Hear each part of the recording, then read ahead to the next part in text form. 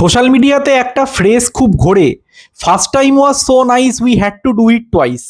Ireland আজকে হয়তো সেই জিনিসটা ভেবেই মাঠে খেলতে নেমেছিল, কিন্তু যে রেজাল্টটা হলো আর এরকম একটা হিস্টোরিক আপসেটের পরে গোটা ক্রিকেট বিশ্বে বিষয়টা যেরকম দাবানলের মতো ছড়িয়ে পড়তে চলেছে, তাতে একথা কিন্তু বলাই যায় যে গৌতম গম্ভীরের ভবিষ্যৎ নিয়ে আবার একটু হলেও হয়তো প্রশ্নচিহ্ন উঠে গেল। আমরা আলোচনা করব সবকিছু নিয়ে। আপনারা দেখছেন সোহম টক্স ক্রিকেটার, আপনাদের সাথে আমি আপনাদের বন্ধু সোহম। তো এই ম্যাচটাকে নিয়ে আমি কি বলবো? আগের দিনকে শ্রেয়াস আইয়ার যে কথাটা বলেছিলেন যে তারা সবাই বিষয়টাকে হয়তো একটু হালকা নিয়ে ফেলেছিলেন, এই ধরনের ক্রিকেটে কোনো কমপ্লেসেন্সি বা আত্মতুষ্টির জায়গা নেই, আমরা ইন্টারন্যাশনাল ক্রিকেট খেলতে এসেছি। সেখানে দাঁড়িয়ে আজকে টিমের কাছ থেকে আমি একটু সিরিয়াসনেস এক্সপেক্ট করেছিলাম। সেখানে ব্যাট করতে নেমে সেই সেম তুরীয় মেয়াজে খেলতে গিয়ে উইকেটগুলোকে থ্রো করে আসা, প্রত্যেক দিন যদি টপ অর্ডারটা এরকমভাবে কোলাপস করে তাহলে তো মেন্টালিটি নিয়ে সিরিয়াস প্রশ্ন আপনাকে তুলতে হবেই। স্পেশালি যখন আমি দেখতে পাচ্ছি যে একই রকম পদ্ধতিতে সবাই আউটটা হচ্ছে। আমি এই কথাটা বারংবার বলেছি যে আমাদের টপ অর্ডারের ব্যাটসম্যানদের এই জিনিসগুলো ভাবতে হবে যে নিজেদের স্ট্রেংথটাকে কি করে ম্যাক্সিমাইজ করা যায়। আমি ওরকম ভাবেই খেলি, এটা তো সবসময় যুক্তি হতে পারে না। শুধু সবসময় আপনি ভারতবর্ষের পাটা উইকেটে খেলবেন, যেখানে নিষ্প্রাণ উইকেটে পড়লে বল আসবে আপনার ব্যাটে আর আপনি মেরে মানে ১০০-১৫০ করবেন, সেরকম তো হবে না। এরকম বিদেশের মাঠে সিমিং সুইঙ্গিং ওভারকাস্ট কন্ডিশনেও খেলতে হবে। ঘুরিয়ে ফিরিয়ে সিরিজ পড়বে, বিশ্বকাপের আসরে ঘুরিয়ে ফিরিয়ে দেশে বিদেশে বসবে। সেখানে বিদেশের মাঠে গিয়ে কি আবারও চিরাচরিত সেই ট্যাগটাই আমাদের জন্য ফিরতে চলেছে যে আমরা ঘরের মাঠে বাঘ আর বিদেশে বিড়াল? এরকম টাইপের একটা হিউমাঙ্গাস আপসেটের পরে তো সেই জিনিসগুলোই বলতে হয় দেখি। আমি যদি শুরু থেকে বলি যে বোলিংটা যে আজকে আমাদের খুব একটা খারাপ হয়েছে তা না, পাওয়ার প্লেতে ডেফিনেটলি আমাদের ফাস্ট বোলাররা প্রত্যেক দিনই উইকেট তুলছেন, যেটা একটা খুবই ভালো ব্যাপার। আর্শদীপ আজকে প্রথম ওভারটা মার খাওয়ার পরেও সেকেন্ড ওভারে এসে রস অ্যাডারকে তুলে নিলেন, যিনি ফার্স্ট ওভারে ওনাকে মেরেছিলেন। হর্ষিত রানাও অ্যাজ ইউজুয়াল ফার্স্ট ওভারে বল করতে এসে আজকেও উইকেট পেয়েছেন। প্রিন্স যাদব ডেবিউটা এত সুন্দর করলেন, হার্ড লেন্সে রেখে যেভাবে আমরা তাকে আইপিএলে লখনউয়ের হয়েও বল করতে দেখেছি, 3টে উইকেট তুলে নিয়ে চলে গেলেন মাত্র 22 রানে। কিন্তু আলটিমেটলি ১৫৪র মতো একটা মডেস্ট টার্গেট চেস করতে নেমে আপনার ব্যাটসম্যানরা যদি সেই সেম পদ্ধতিতে প্রত্যেক দিনকে খেলেন, আমি অভিষেক শর্মা নিয়ে এই কথাটা আগেও বলেছি যে অভিষেককে নিজেকে নিয়ে এবার একটু ভাবতে হবে। আপনার যদি নিজের স্ট্রেংথটাকে ম্যাক্সিমাইজ করতে হয় তাহলে প্রত্যেক দিনকে পরিস্থিতি না বুঝে, সুযোগ না বুঝে ফাস্ট বলেই আপনাকে ৬ মারতে হবে, এমন কোনো মাথার দিব্যি তো কেউ দেয়নি। তো সেইখানে দাঁড়িয়ে নিজেকে কি করে আরো ইউটিলাইজ করবেন যাতে আপনি লম্বা খেলে আসতে পারেন, কারণ আপনার যা হিটিং পোটেনশিয়াল আছে, আপনি লম্বা খেললে সেটা যে আদবে ইন্ডিয়ারই লাভ হবে সেই জিনিসটা তো আপনাকে বুঝতে হবে, যখন স্পেশালি বৈভব সূর্যবংশীর মতো একটা ট্যালেন্ট ঘাড়ের উপর নিঃশ্বাস ফেলছে। সঞ্জু স্যামসনের কথা তো আমি আগেও বলেছি যে আনফরচুনেটলি এই কনসিস্টেন্সির ইস্যুটা বারংবার থেকেই যায়। টি-20 ওয়ার্ল্ড কাপটা অত সুন্দর খেলার পর সেই ইন্টারন্যাশনাল ক্রিকেটে পরবর্তী সময় যখন আরো কয়েকটা ভালো ইনিংস খেলে নিজের জায়গাটাকে একদম ফেভিকল দিয়ে ওনার সিল করে ফেলার কথা, সেখানে আবারও কিন্তু আজকের পরে বেশ কয়েকটা প্রশ্নচিহ্ন উঠে যেতে চলেছে, যেমনটা আর কি সঞ্জু স্যামসনের ক্যারিয়ারে থ্রু আউট হয়ে এসেছে।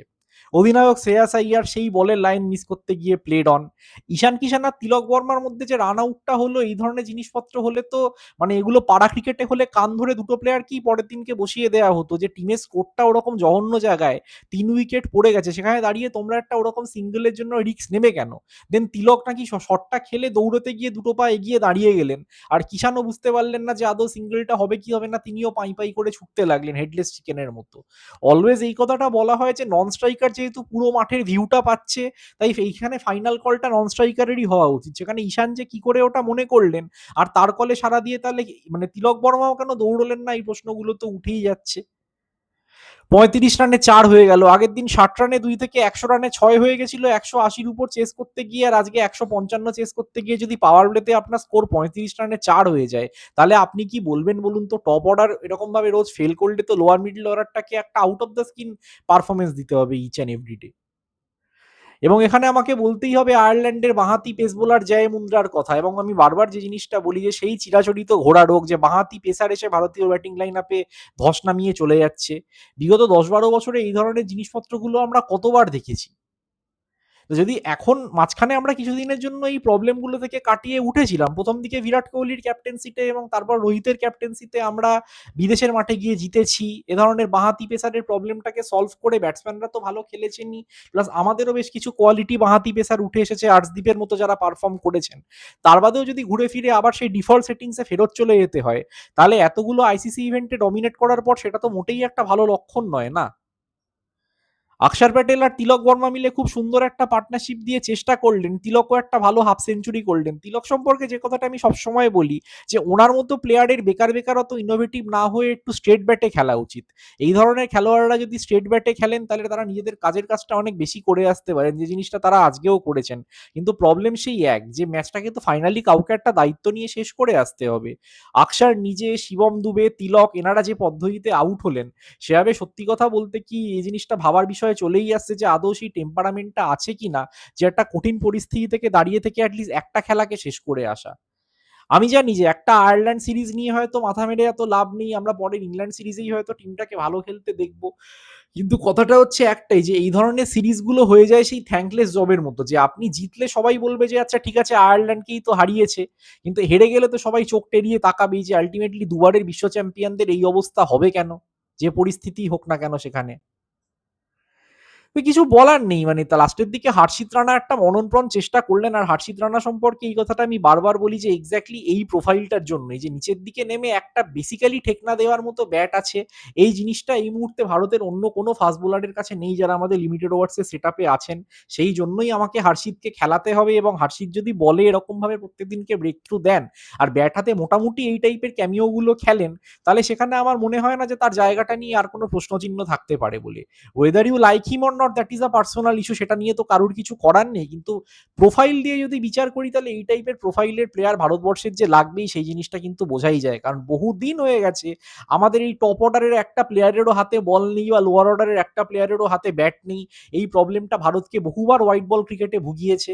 আর সেটাকে যদি অ্যাড্রেস করা না হয়, তাহলে সেটা ভবিষ্যতেও একটা আমাদেরকে ভোগাতে চলেছে, এই জিনিসটা কিন্তু বলাই যায়। তো হার্ষিত সেটার একটা সলিউশন তো বটেই। লাস্টের দিকে ম্যাচটা অনেকেই হয়তো বলবেন জিতিয়ে আসা উচিত ছিল, ফুল টসটা হর্ষিত 6 মারতে পারলেন না। বাট ওই যে কথাটা বললাম, যে সেই কিন্তু ঠেকনা দেওয়ার মতো ব্যাট, আমি কিন্তু প্রপার অলরাউন্ডার এই জিনিসটা একবারের জন্য ক্লেম করছি না। সেখানে প্রত্যেক দিনকে টপ অর্ডার যদি এরকম ভাবে ফেল করে আসে, লোয়ার মিডল অর্ডার একটা ভালো স্টার্ট পেয়েও ম্যাচটাকে ফিনিশ করে আসতে না পারে, তাহলে শুধুমাত্র সমস্ত দোষগুলো বোলার হু ক্যান ব্যাট তার উপর ঠেলে দেওয়ার তো কোনো মানে হয় না। সেখানে নিজেদেরই এই জিনিসটা ভাবা উচিত যে কেন আমি শেষ করে আসতে পারছি না। আয়ারল্যান্ডের জন্য রেজাল্টটা মারাত্মক ডেফিনিটলি, কারণ আয়ারল্যান্ডের মতো টিমগুলো যাদের এমনিতেই এই ধরনের সিরিজগুলোকে দেওয়া নিয়েও অনেক কথা উঠেছে, বেকার বেকার এই ফিলার টাইপের সিরিজগুলো না খেলে বরঞ্চ টিমের রেস্ট নেওয়া উচিত। তবে এই ধরনের দলগুলোকে যদি উঠতে হয়, তাহলে কনসিস্টেন্টলি এই টাইপের পারফরমেন্স দিতে হবে, হেভিওয়েটদেরকে হারাতে হবে।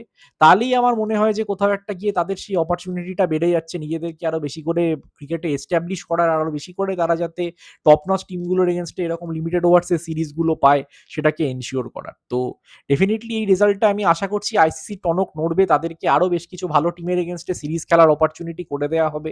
আয়ারল্যান্ড ক্রিকেটও এই ধরনের একটা সিরিজ উইনকে একটা সামগ্রিক উন্নতি হিসাবেই দেখবে, এবং অন্যান্য অনেক ইয়ং প্লেয়ারও উঠে আসবেন, তারা ভালো করতে পারেন ইন্টারন্যাশনাল সিনে, এটাই এক্সপেকটেশন থাকবে। তবে ভারতের জন্য কিন্তু প্রচুর প্রচুর প্রশ্নচিহ্ন উঠে গেল, আমি বারবার এই কথাটা বলছি। বৈভব সূর্যবংশীকে নিয়ে গিয়েও না খেলানোর ডিসিশনটা নিয়ে যদি ক্রিটিসিজম হয়েও থাকে, বাট তার বাইরেও ওভারঅল এই যে জায়গাগুলো আছে, যে প্রত্যেক দিনকে টপ অর্ডারের এরকম একটা হেলায় উড়িয়ে দেবো এরকম টাইপের মেন্টালিটি নিয়ে খেলতে নেমে ছড়িয়ে আসা, আর তা বাদে লোয়ার অর্ডারের দিকে তাকিয়ে থাকা, তারা ম্যাচটা বার করবে। এবং ওভারঅল বিদেশের মাঠে গিয়ে সেই অ্যাজ ইউজুয়াল সিমিং সুইঙ্গিং কন্ডিশনে ব্যাটসম্যানদের দাঁড়িয়ে থাকতে না পারার প্রবলেমটা, যেটা আগে শুধুমাত্র টেস্ট ক্রিকেটে ছিল, এখন লিমিটেড ওভার্সেও যদি চলে আসে, সেটা কিন্তু একেবারেই সামনের বছর সাউথ আফ্রিকাতে বিশ্বকাপের দিকে তাকিয়ে, বা পরবর্তী টাইমেও টি-20 বিশ্বকাপ, অলিম্পিক সবই যেহেতু বাইরের মাঠে হবে, ইন্ডিয়ান সাবকন্টিনেন্টের বাইরে হবে, সেদিকে তাকিয়ে কিন্তু একেবারেই ভালো বিজ্ঞাপন নয়। ইংল্যান্ড সিরিজের আগে অনেক অনেক প্রশ্ন উঠে এলো, এবং রীতিমতো খারাপই লাগছে, কারণ দেখুন আমরা যারা সমর্থক, আমরা ক্রিটিসাইজ করলেও তো আলটিমেটলি নিজের দেশটাকে, নিজের দলটাকে পাগলের মতো ভালোবাসি। তো সেখানে দাঁড়িয়ে যখন সোশ্যাল মিডিয়াতে এত রকমের কাটাছেড়া দেখি, যে দলটা 3 মাস আগে ওয়ার্ল্ড চ্যাম্পিয়ন হলো, তারা এখন মানে গোটা সোশ্যাল মিডিয়াতে চক্ষুশূল হয়ে গেছে, সবার সবার প্লেয়ারের ক্রেডেন্সিয়াল নিয়ে বা অ্যাবিলিটি নিয়ে প্রশ্ন উঠে যাচ্ছে। সূর্যকুমার যাদবকে বসানোর ডিসিশনটা যে একদম ঠিক ছিল, সেটা নিয়ে আমরা আগেও আলোচনা করেছি, তার ব্যাট হাতেও রান নেই, সেখানে শুধুমাত্র ক্যাপ্টেন্সি কোটায় একটা প্লেয়ার খেলে যেতে পারে না। এখন এই সিরিজের পরে সেই ডিসিশনটা নিয়েও প্রশ্নচিহ্ন উঠে যাচ্ছে, যেটা হয় যে একটা এত বড় আপসেটের পরে যেটা একদম সঠিক সিদ্ধান্ত, সেইটাকে নিয়েও প্রশ্ন উঠে যায় যে কেন করা হলো না। তো এগুলো তো রীতিমতো কনসার্নিং একটা ব্যাপার না। তো খারাপ লাগে এগুলো দেখতে। আমি এটাই চাইবো ভারতীয় দলের কাছে যে এই সিরিজটাকে মাথা থেকে বার করে দিয়ে ইংল্যান্ডের সঙ্গে আমাদের যে আসন্ন ৫ টি-২০ আর ৩টে ওয়ানডে সিরিজটা শুরু হচ্ছে, সেখানে যেন আমরা সেই নির্মম বিশ্ব চ্যাম্পিয়ন ভারতীয় দলকেই দেখি, যারা কাজের কাজটা নিজের সবথেকে কঠিন দিনেও করে নিতে পারে এবং একটা ভালো সিরিজ উইনের ফলে কোথাও না কোথাও গিয়ে এই যে আননেসেসারি চ্যাটারটা শুরু হয়েছে, এই চ্যাটারটা আবার বন্ধ করার সময় এসছে বলেই আমি মনে করি। আমরা পারবো কি পারবো না আমি জানি না, কারণ না পারলে প্রশ্নগুলো আরো গভীর হবে, তখন হয়তো আমরাও আস্তে আস্তে আরো সিরিয়াস কিছু প্রশ্ন তুলে আনবো। ওভারঅল গম্ভীরের কোচিং বলুন বা টিম কম্পোজিশন, আইআর এর ক্যাপ্টেন্সি সবকিছুই আন্ডার স্ক্রুটিনি আসবে। তবে আবারও আমি বলছি সেই জিনিসটা আমি চাই না, কারণ হোয়াইট বল সেটআপটা একটা সুন্দর জায়গাতে আমাদের এই মুহূর্তে আছে। টেস্টে আমাদের ট্রানজিশন ফেজ অবশ্যই চলছে, সেখানে ইমপ্রুভমেন্টের জায়গা আছে। তবে হোয়াইট বল সেটআপটা যেটা এরকম একটা ভালো জায়গায় আছে, সেটা এরকম বেকার বেকার ভাবে ঘেটে যাক আমি একেবারেই চাইবো না। তো দেখার বিষয়। এনিওয়েজ আপনারা কমেন্টে জানান যে এই সিরিজটা থেকে আপনাদের কি মনে হয়, যেটাকে কি শুধুমাত্র একটা ব্যাড ডে ইন অফিস বা ব্যাড সিরিজ বলে ভুলে যাওয়া উচিত, নাকি এমন কিছু গ্লেয়ারিং ইস্যু সামনে চলে এলো যেগুলো ভারতকে পরবর্তী সিরিজগুলোর ক্ষেত্রে মাথায় রাখতে হবে ইমপ্রুভ করার জন্য? সেই ইমপ্রুভমেন্ট আপনাদের কি মনে হয় করা উচিত? কমেন্টে অবশ্যই জানাবেন আপনাদের মতামত। আপনারা দেখছিলেন সোহম টক্স ক্রিকেট, প্রত্যেকটা শট যেখানে একটা গল্প বলে। Like, share and subscribe, notification বেলটা অন করে নেবেন। আর আপনাদের সঙ্গে আমার আবার দেখা হবে পরবর্তী ভিডিওতে। Till then take care of yourselves people. সবাই ভালো থাকবেন। শুভরাত্রি অ্যান্ড পিস।